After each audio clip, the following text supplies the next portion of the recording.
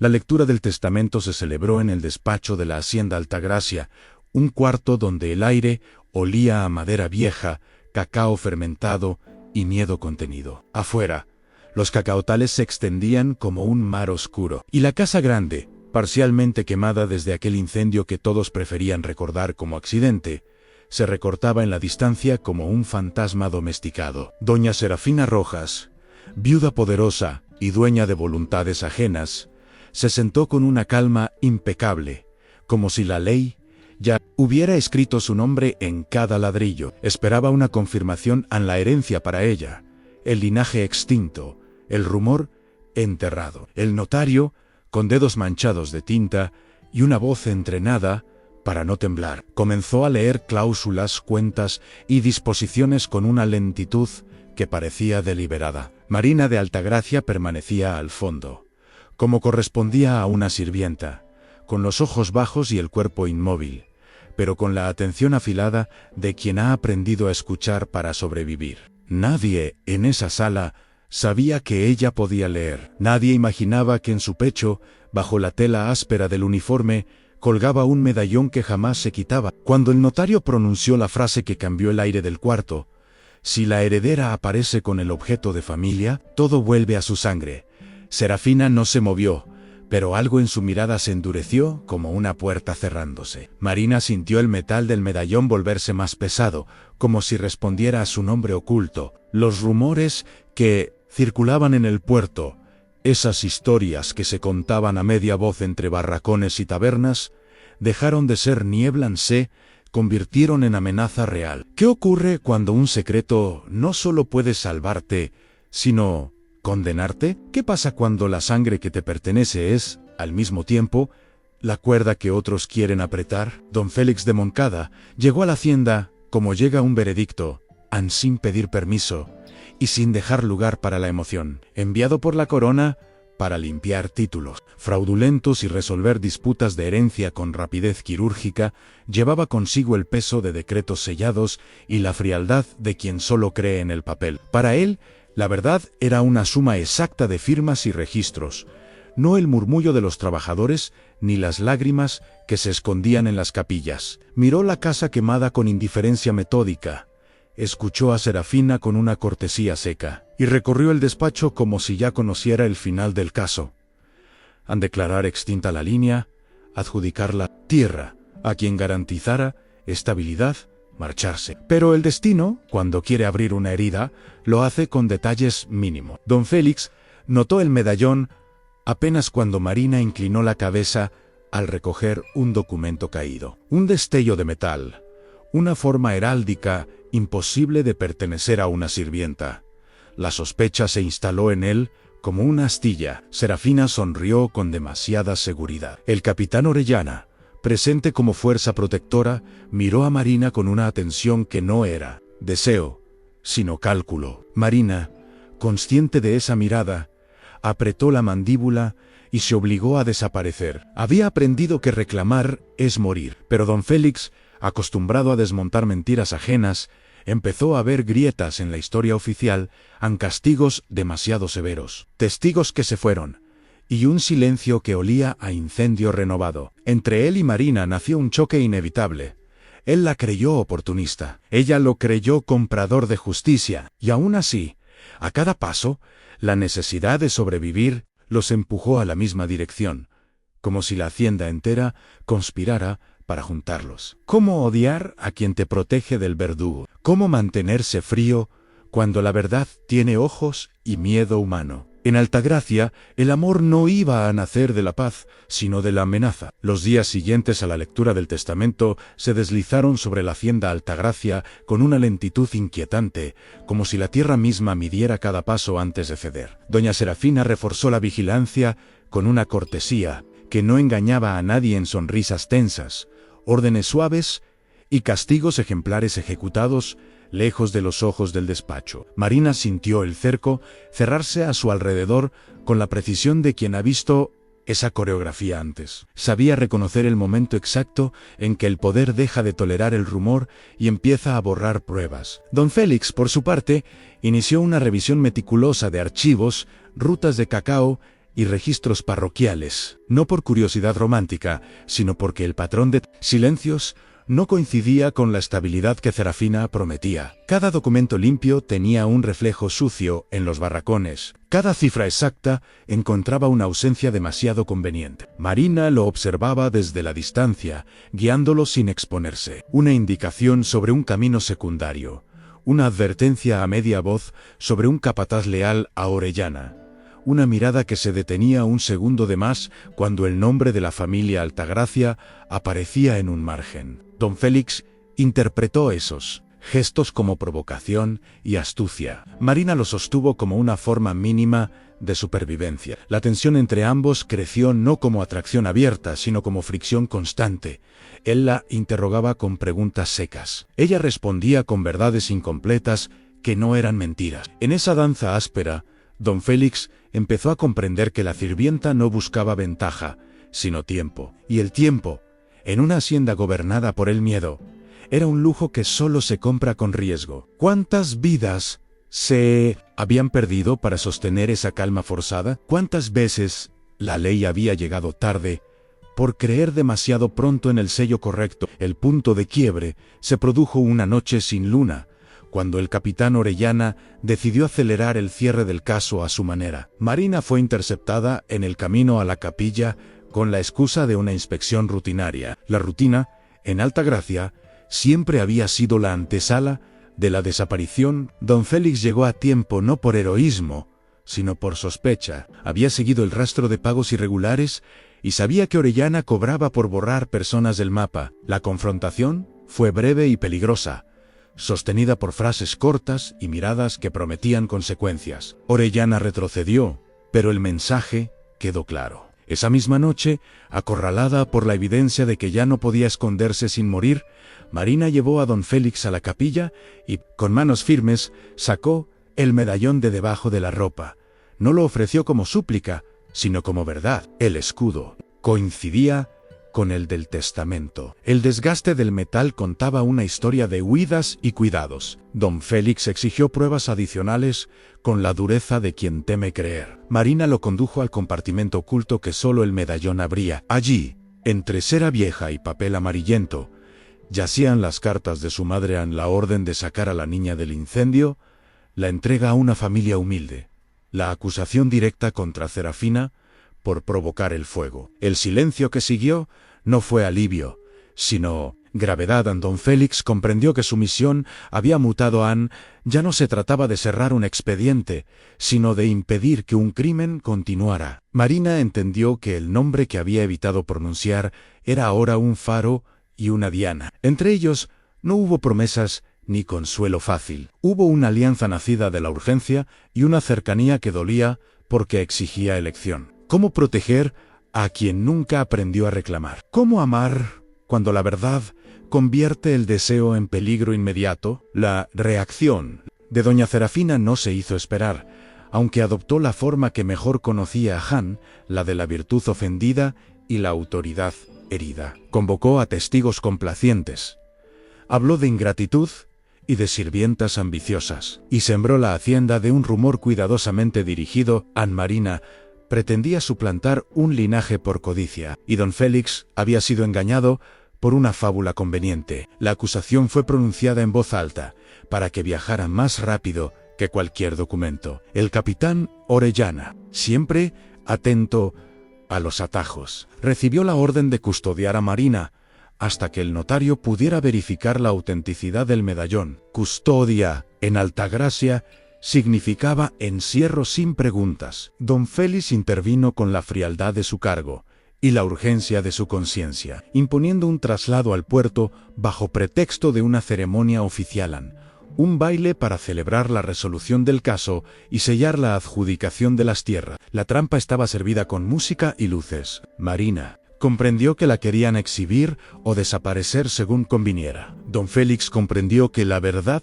debía irrumpir donde la mentira se mostraba con mayo pompa. En el trayecto, ella lo guió por rutas secundarias de la hacienda, senderos que solo quienes habían servido de noche conocían. Él la protegió con órdenes breves y una vigilancia que no pedía gratitud. La fricción entre ambos cambió de temperatura, dejó de ser desconfianza y se volvió cuidado tenso, una cercanía vigilante que se alimentaba del riesgo compartido. Marina confesó, sin dramatismo, que su vida había sido servir porque reclamar siempre había costado sangre. Don Félix admitió, con una honestidad que lo sorprendió, que protegerla lo estaba transformando más que cualquier decreto. ¿Cómo no sentir cuando la justicia deja de ser abstracta y tiene nombre, miedo y memoria? ¿Cómo no cambiar cuando la ley exige elegir a quién salvar? El puerto recibió la comitiva con una alegría ensayada, faroles nuevos y perfumes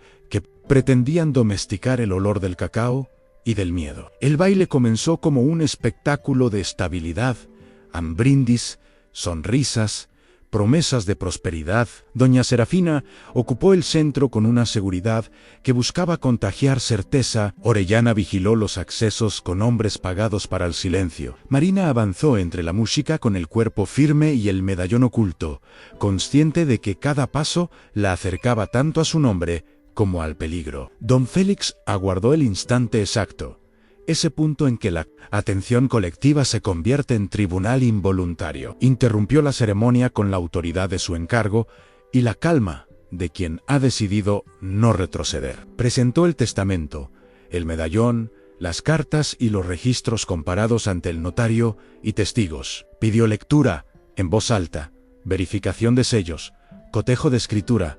A la música se apagó. La acusación de impostura de Serafina cayó contra la evidencia como una ola contra roca. Orellana intentó desviar la atención con amenazas. Veladas, los pagos y capturas ilegales quedaron expuestos con fechas y firmas. Marina no suplicó ni reclamó con grandilocuencia, sostuvo la mirada y permitió que la verdad hiciera su trabajo. En ese instante, don Félix dejó de verla como prueba y la vio como dueña de su historia. Marina dejó de huir y aprendió a reclamar sin pedir permiso. El murmullo del puerto se volvió denso y expectante, como si todos comprendieran que algo se había quebrado sin remedio. ¿Puede el amor sobrevivir cuando nace en el centro de una revelación pública? No es ahí, precisamente, cuando deja de ser refugio y se convierte en elección. Las consecuencias no llegaron con la rapidez del castigo ejemplar que muchos esperaban, sino con la lentitud implacable de la ley. Cuando por fin se decide a mirar. Doña Serafina fue despojada de su autoridad de facto en la hacienda mientras se iniciaban investigaciones formales. Su poder, sostenido durante años por el miedo y la costumbre, comenzó a desmoronarse en público, sin necesidad de cadenas. El capitán Orellana, incapaz de sostener las pruebas que lo incriminaban, fue apartado de su mando y puesto bajo custodia en el fortín costero, allí donde tantas veces había llevado a otros con la promesa falsa de protección. Marina regresó a Altagracia no como sirvienta ni como trofeo, sino como heredera reconocida por acta y testigos. El regreso fue silencioso, y Denson los trabajadores la miraron con respeto cauteloso, algunos con alivio, otros con temor aprendido. Marina entendió entonces que reclamar un nombre no equivale a gobernar corazones. La justicia necesita tiempo para arraigar. Don Félix permaneció a su lado, asesorando sin imponer, conteniendo sin ocupar el centro. Había enviado informes a la corona con una claridad que no dejaba espacio a ambigüedades, aun sabiendo que esa honestidad le costaría aliados. En las noches, revisaban juntos cuentas y contratos a la luz de una lámpara que devolvía sombras conocidas a la casa grande quemada Marina. Tomó decisiones difíciles, restituyó tierras, prohibió castigos arbitrarios, ordenó salarios justos. Cada medida removía rencores antiguos y encendía resistencias. Don Félix observó cómo ella convertía el miedo en estructura y la memoria en regla. Y, en ese proceso, se descubrió queriendo quedarse más allá de su mandato. ¿Cómo marcharse cuando la justicia que ayudaste a nacer aún tiembla? ¿Cómo no amar a quien se sostiene de pie en medio de la sospecha y el desgaste? La intimidad entre Marina y don Félix creció sin escenas grandilocuentes, alimentada por gestos precisos y decisiones compartidas. No hubo promesas rápidas ni declaraciones ruidosas. Hubo un acuerdo tácito de no esconderse más. Marina confesó, una noche de lluvia sobre los cacautales, que el mayo era miedo, no era perder la herencia, sino convertirse en aquello que la había despojado. Don Félix respondió con una verdad que le costó pronunciar. Había construido su vida sobre la frialdad, porque creer siempre le había cobrado un precio demasiado alto. En ese cruce de confesiones, el deseo dejó de ser una amenaza y se volvió cuidado. Sin embargo, el entorno no estaba dispuesto a concederles una tregua. Restos del poder de Serafina buscaron desacreditar a Marina, insinuando que su relación con don Félix contaminaba la legalidad del proceso. La sociedad, siempre rápida para juzgar, murmuró sobre el marqués que se había rebajado y la heredera que había sido sirvienta. Don Félix comprendió que su permanencia tendría consecuencias formales. Marina entendió que el amor, como la identidad, debía sostenerse frente a la mirada ajena. Cuando llegó la notificación de la corona ofreciéndole a don Félix un nuevo destino para cerrar el capítulo, ambos supieron que el clímax verdadero no sería un juicio ni una captura, sino una elección final. ¿Qué pesa más, el deber que da prestigio o el amor que exige coherencia? ¿Puede una heredera gobernar sin esconder al hombre que eligió? ¿Y puede un marqués amar sin refugiarse? En el título, la notificación de la corona no llegó como una orden tajante, sino como una invitación cuidadosamente redactada. De esas que esconden una amenaza bajo palabras pulidas, don Félix debía presentarse en el fortín costero para recibir su nuevo encargo y cerrar formalmente su intervención en el caso Altagracia. El mensaje parecía respetuoso, pero el subtexto era claro: su cercanía con Marina empezaba a incomodar a quienes preferían que la justicia se administrara a distancia. Marina leyó el documento en silencio, con una serenidad que no era calma, sino resolución en formación. Comprendió que la verdad había ganado en los papeles, pero que el poder real rara vez se retira sin intentar una última presión. En la hacienda, los días se volvieron una sucesión de decisiones pequeñas que definían mucho. ¿Qué capataz conservar? ¿Qué contrato revisar? ¿A quién escuchar cuando los viejos abusos intentaban camuflarse como costumbre? Marina caminó los cacautales al amanecer, habló con los trabajadores sin intermediarios, y sintió el peso de cada mirada que todavía la medía por su pasado de sirvienta. Don Félix la acompañó sin invadir, consciente de que su presencia podía ser usada en su contra. Entre ellos se instaló una tensión nueva, distinta a la del peligro inicial.